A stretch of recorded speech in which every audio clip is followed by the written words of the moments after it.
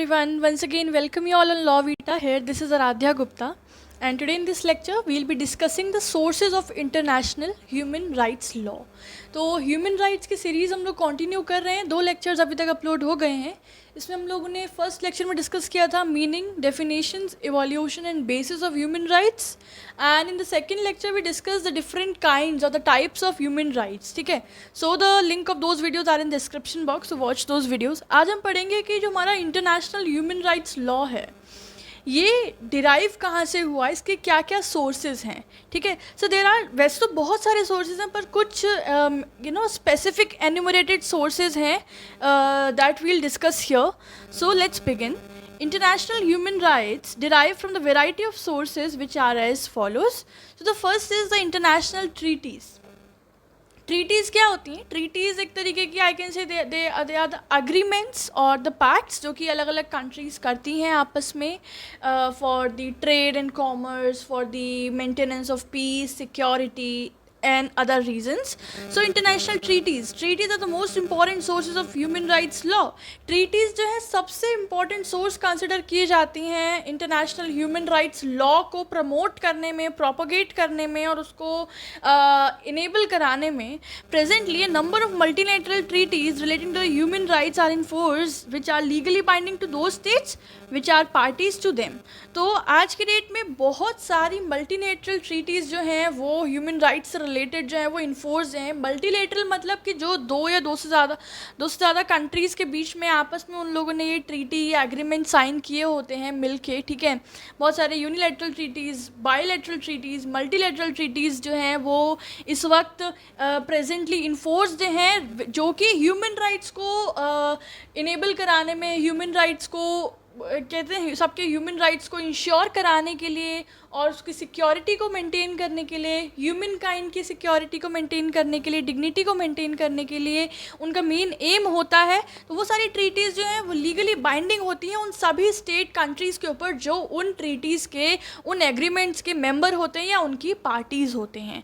Most important treaty is the United Nations charter which is binding on all the states in the world which respect and promotes the human rights. और जितनी भी treaties prevail कर रही हैं आज की date में in the world उसमें सबसे इंपॉर्टेंट ट्रीटी मानी जाती है United Nations charter. United Nations charter जो है एक तरीके का ये एक एग्रीमेंट था. इसमें कई सारी कंट्रीज़ जो हैं इसकी मेंबर थी जिसका मेन एम था टू फॉस्टर और to maintain the international peace and security. तो यूएन चार्टर जो है वो सभी स्टेट्स के ऊपर बाइंडिंग होता है इन द वर्ल्ड जो कि जिसका मेन एम होता है ह्यूमन राइट्स को प्रमोट करना, ह्यूमन राइट्स की रिस्पेक्ट करना, जितने भी ह्यूमन बींग्स हैं उन सबको ह्यूमन राइट्स इंश्योर कराना जो भी बेसिक ह्यूमन राइट्स होते हैं. ठीक है, तो ये बहुत ही इंपॉर्टेंट ट्रीटी है यूएन चार्टर की. तो गाइज ये था हमारा पहला source, that was the international treaties. The next source is international customs. बहुत सारे ऐसे प्रैक्टिसेस होती हैं जिसको हम, क्योंकि हम उन्हें डेली बेसिस पे या रेगुलर बेसिस पे जब हम उन्हें एक्सरसाइज करते हैं तो वो हमारे कस्टम बन जाते हैं, है ना. तो certain international human rights have acquired the status of customary international law by there wide spread practice by the states. तो कुछ ऐसे इंटरनेशनल ह्यूमन राइट्स हैं जो कि अलग अलग कंट्रीज़ द्वारा थ्रू आउट दिस वर्ल्ड वो रेगुलरली वाइड स्प्रेडली प्रैक्टिस की जाती है. ठीक है, और इसीलिए वो जो ह्यूमन राइट्स हैं, वो जो सर्टेन इंटरनेशनल ह्यूमन राइट्स हैं, उन्होंने कस्टमरी इंटरनेशनल लॉ का स्टेटस एक्वायर कर लिया. मतलब इवन दो वो कोडिफाइड नहीं हुए पर क्योंकि वो इतने सालों से प्रैक्टिस किए जा रहे हैं एज अ कस्टम, इसीलिए उनको एक कस्टमरी इंटरनेशनल लॉ का स्टेटस भी मिल चुका है. Therefore they are binding on all the states without regard to whether they have expressly consented or not.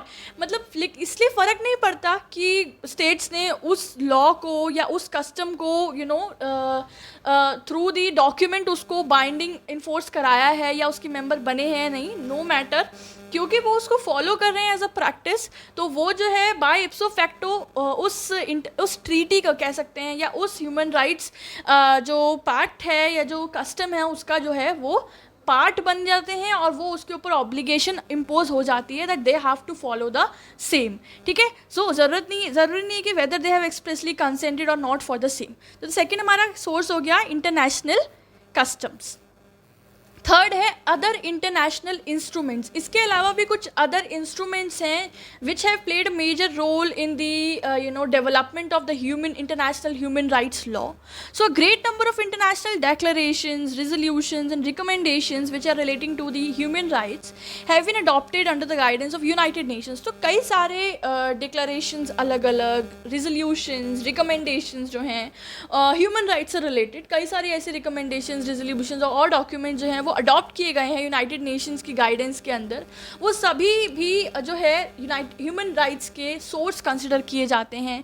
One of the most important of them is UDHR, universal declaration of human rights. ये बहुत ही important declaration था guys, ये बहुत ही important document I can say है, एक agreement था ये ह्यूमन राइट्स को प्रमोट करने के लिए और उसको इन्फोर्स कराने के लिए। That was universal declaration of human rights. और ये जो है ये रिकॉग्नाइज करता है ह्यूमन राइट्स के स्टैंडर्ड्स, किस तरीके से ह्यूमन राइट्स इंश्योर किए जाएं, डेवलप किए जाएं और हर इंडिविजुअल को उसे एक्वायर कराया जाए। तो ये एक बहुत ही इम्पॉर्टेंट इंटरनेशनल इंस्ट्रूमेंट है which is considered to be a crucial which have played a crucial role in the derivation of the human rights law.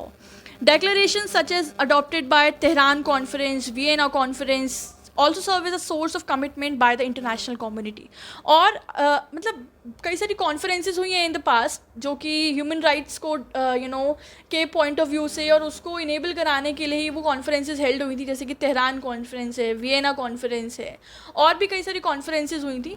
तो उसमें जो भी डेक्लेरेशंस फाइनलाइज हुए थे, जो भी डेक्लेरेशंस फॉर्मुलेट हुए थे, वो सभी जो है वो सभी इंपॉर्टेंट इंटरनेशनल इंस्ट्रूमेंट्स रहे हैं which serve as a source of the international human rights law. ठीक है ना, चलो ये हो गए हमारे 3 सोर्सेज। Fourth source is judicial decisions. So the decisions of various judicial bodies are relevant in the determination of the rules on human rights issues।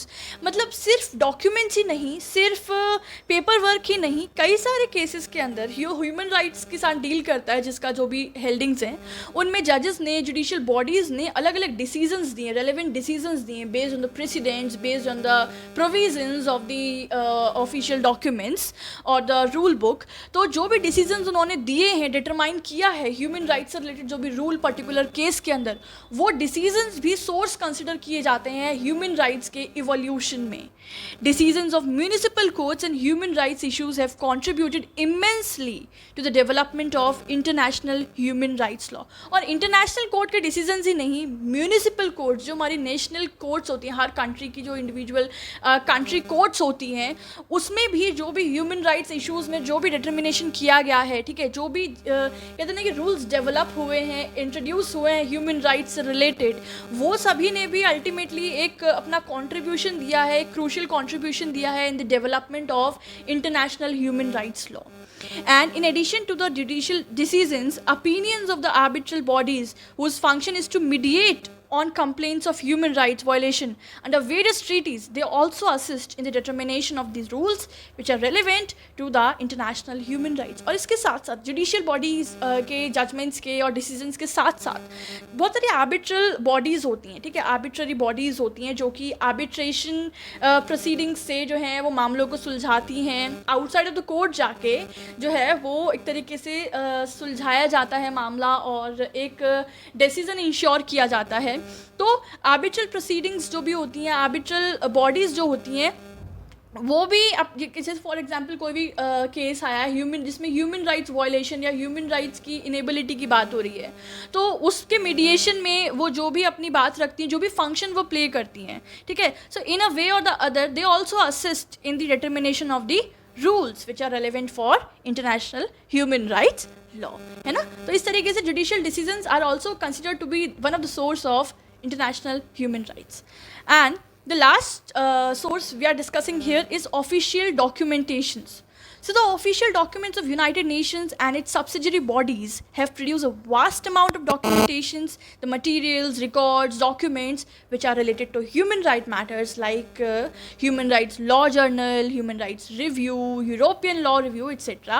So that all the documents जो कि United Nations की documents हैं या फिर उसकी जो भी subsidiary body जैसे कि General Assembly ने जो भी conference held की, जो meetings held की, उसमें कुछ उन्होंने crucial documents release किए, कोई review रिव्यू रिलीज़ की, कोई जर्नल उन्होंने पब्लिश कराई, तो वो सारे डॉक्यूमेंट्स भी जो भी ह्यूमन राइट्स के मैटर को डील करते हैं, उसको कंसर्न करते हैं, वो सारे डॉक्यूमेंट्स भी सोर्स कंसिडर किए जाते हैं in the derivation of the international human rights law. तो हमने कौन कौन से पढ़े? हमने पढ़ा international treaties, international customs, other international instruments जिसमें कई सारे डेक्लेरेशंस, रेजोल्यूशंस, रिकमेंडेशंस आ जाते हैं। इसके अलावा जुडिशियल डिसीजंस, म्यूनिसिपल कोर्ट्स के भी, और आर्बिट्रल बॉडीज़ जो भी अपनी फंक्शंस परफॉर्म करते हैं वो भी, और इसके साथ साथ certain other official documentations of United Nations and it's subsidiary bodies, they all togetherly contribute towards the evolution of international human rights law.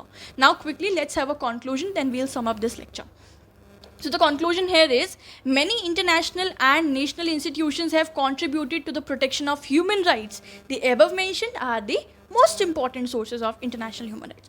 देखो बहुत सारे इंटरनेशनल और नेशनल इंस्टीट्यूशंस हैं जिन्होंने कंट्रीब्यूट किया है ह्यूमन राइट्स के प्रोटेक्शन में, ह्यूमन राइट्स के इवोल्यूशन और डेवलपमेंट पे। पर जो हमने ऊपर अभी डिस्कस किए हैं ना, ये कुछ सर्टेन मोस्ट इंपॉर्टेंट सोर्सेज हैं of the international human rights law. तो ये हमने यहाँ पे डिस्कस किए। अगर आपका क्वेश्चन आता है तो you can write like this way, ठीक है। This was it everyone. ये था आपका sources of international human rights law. Human rights का ये थर्ड लेक्चर था, आगे कंटिन्यू रखूंगी definitely. And what else lecture, what else subject you want me to start on law vita? Do let me know in the comment section. कोई doubt है वो भी मेरे साथ शेयर करो, मिलकर सॉल्व करने की कोशिश करेंगे। इसका पीडीएफ लेने के लिए 2 ऑप्शंस हैं, वो स्क्रीन पर आ रहे हैं। वीडियो पसंद आए तो आप लोग लाइक कर सकते हैं, और अगर सब्सक्राइब नहीं किया चैनल को तो मैं आप लोगों को उम्मीद दे सकती हूँ कि जो भी कंटेंट आएगा वो सब आपके लिए डेफिनेटली यूजफुल ही होने वाला है। शायद आप लोगों को अब तक अंदाज़ा लग भी गया होगा through the content which we are providing since past 3 years। And पसंद आए तो शेयर भी कर सकते हैं, ज़्यादा से ज़्यादा लोग इसका जो है इसका जो एसेंस है, इसकी जो मेहनत है वो सब अक्वायर कर सकेंगे, and it will reach more number of people. This was it everyone. Take care of yourself, keep studying. I will be back soon with the next video, the next legal content. Till then take care, have a good day, bye bye.